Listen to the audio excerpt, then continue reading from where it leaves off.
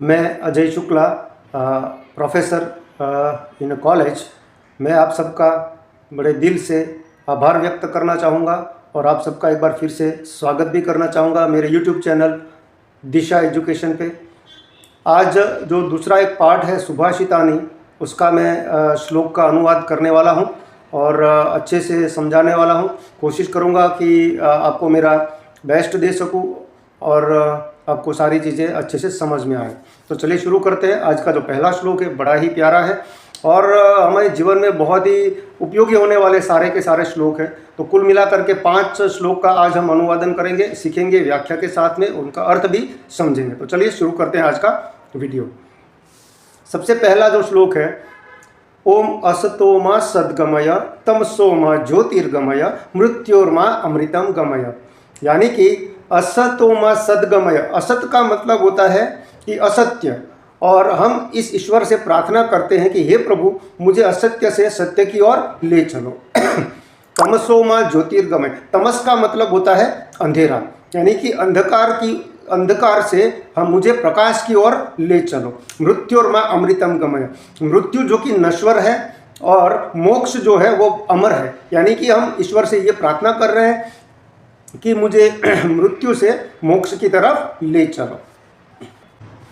यह जो श्लोक है वो बृहदारण्यक उपनिषद जो है उसमें से लिया गया है और ये आध्यात्मिक उत्थान की एक प्रार्थना भी है जो हम हमेशा ही सुनते आए हैं, जिनका मतलब असत्य से सत्य की ओर जाने की हम प्रार्थना कर रहे हैं। अज्ञान रूपी अंधकार से ज्ञान की तरफ ले जाने को हम ईश्वर से प्रार्थना कर रहे हैं और नश्वरता से अमृतत्व की तरफ जाने की भी एक प्रेयर इसमें छिपी हुई है।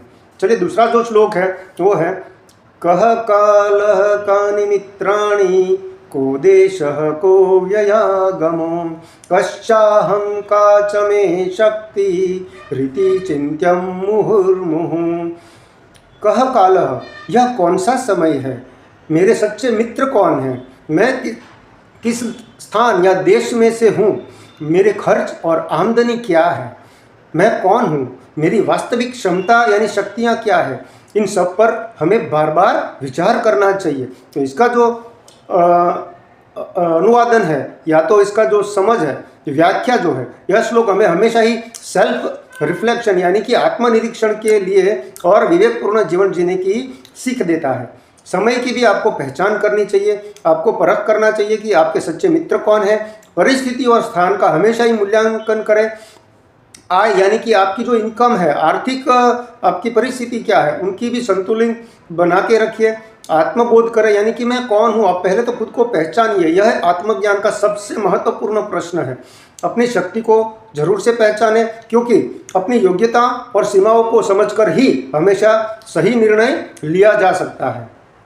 अगला जो है श्लोक, नमन्ति फलिनो वृक्षाः नमन्ति गुणिनो जनाः शुष्ककाष्ठश्च मूर्खश्च न नमन्ति कदाचन।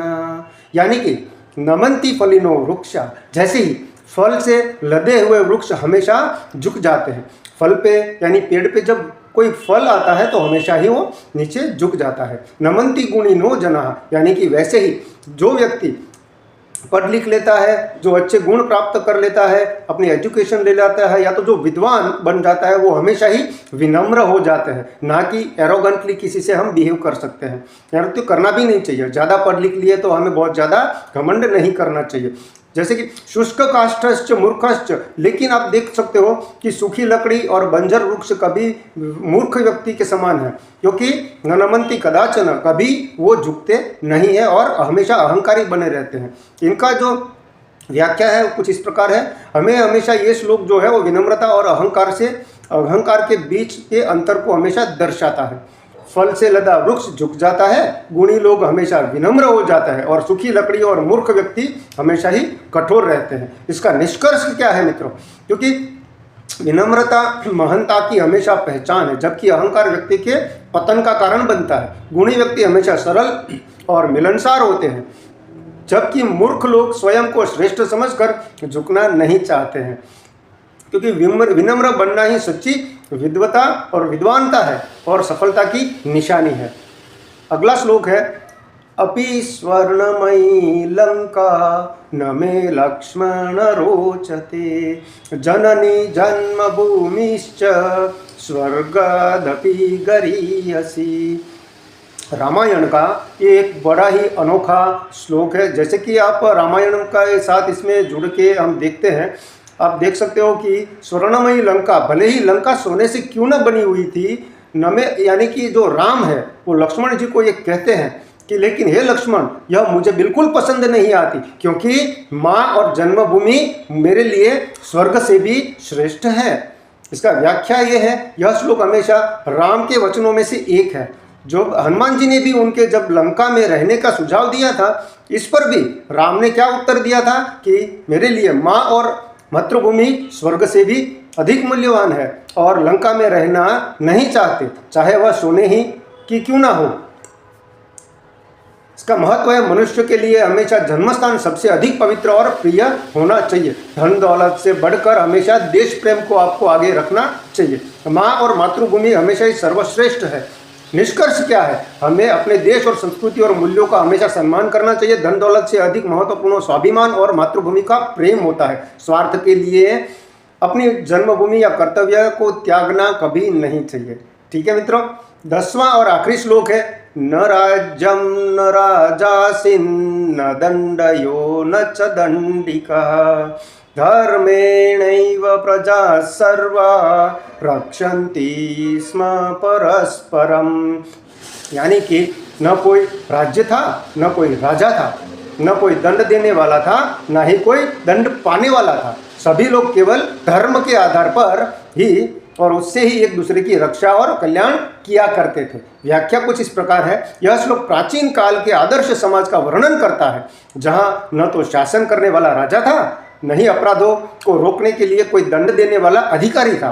फिर भी लोग सिर्फ धर्म यानी कि नीति, नैतिकता, सत्य और कर्तव्य बोध के आधार पर ही जीवन जिया करते थे, एक दूसरे की रक्षा करते थे। आगे नैतिकता का समाज, और जब लोग स्वयं अपने धर्म और सत्य के मार्ग पर चलते हैं तो वो किसी न किसी कानून की आवश्यकता उनको नहीं पड़ती है। स्वयं नियंत्रण और सामूहिक कल्याण ही इसमें छुपा हुआ है। यदि समाज में हर व्यक्ति अपने कर्तव्यों का पालन करता है और दूसरे के प्रति न्यायपूर्ण रहता है तो किसी बाहरी शासन की जरूरत कभी नहीं पड़ती है। आदर्श समाज की भी परिकल्पना इसमें की गई है। यह श्लोक दर्शाता है कि जब सबसे अच्छा शासन वही होता है जहां लोग स्वयं जिम्मेदारी समझते हैं और परस्पर सहयोग यानी कि कोऑपरेशन से चलते हैं और एक दूसरे से प्रेम से या प्यार से रहते हैं। निष्कर्ष क्या है, जब हर व्यक्ति नैतिक मूल्यों का पालन करता है तो किसी भी कानून और दंड की आवश्यकता नहीं होती है। स्व नियंत्रण और परस्पर सम्मान से ही समाज का हमेशा उत्थान होता है। उत्थान का मतलब है प्रोग्रेस, आगे बढ़ना, और वो समाज तभी आगे बढ़ सकता है। यह श्लोक आदर्श सामाजिक व्यवस्था का भी प्रतीक है, जो कि सत्य और नीति और धर्म पर आधारित है। मुझे लग रहा है मित्रों अभी आपको सारे श्लोक समझ में आ गए होंगे। मैं एक बार फिर से आपसे विनती करूंगा कि मेरी चैनल को प्लीज़ सब्सक्राइब कर ले, ज़्यादा से ज़्यादा लोगों के साथ शेयर करें। इसको आप सिर्फ पढ़ने की दृष्टि से मत देखिए, अपने सारे मित्रों को ये शेयर कीजिए। सबको ही एक मेरा अपील कीजिए कि ये चैनल मेरा सब्सक्राइब कर ले। अच्छे वीडियोज़ लाता रहूँगा, कोशिश करूँगा ज़्यादा से ज़्यादा आपको जो माहिती या जो भी डिटेल्स है वो पहुँचाता रहूँ। आप सबका बहुत बहुत शुक्रिया, धन्यवाद पूरा वीडियो देखने के लिए। मेरी चैनल अभी तक सब्सक्राइब नहीं की तो प्लीज़ सब्सक्राइब कर ले, लाइक भी कर ले। लाइक का बटन अवश्य दबा दे। आपका सिर्फ एक क्लिक पे मेरा हौसला बहुत ही बुलंद हो रहा है। प्लीज़ आप लाइक का बटन अवश्य दबा दें, अपने मित्रों के साथ शेयर कीजिए और कमेंट भी करिए। थैंक यू सो मच, धन्यवाद आप सबका, बहुत बहुत धन्यवाद।